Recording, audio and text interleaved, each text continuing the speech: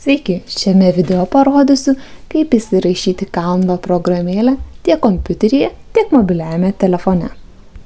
Kompiuterio naršyklėje įrašykite canva.com bei registruokitės ir prisijungkite su savo turima Google paskyra.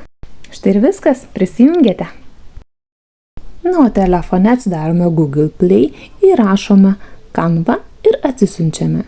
Įsinstaliuojame bei prisijungime vėl su Google paskyra, pasirenkame, kokiais tikslais naudosime Canva. Taip pat nurodome, kur šiuo metu mokomės, pažymime, praleidžiame, kas mums netinka ir galime pažymėti, kad ne dabar. Ir štai viskas, prisijungiame. Canva yra tikrai naudinga. Galima rasti įvairiausių šablonų. Štai pažiūrėkite, kiek jų daug.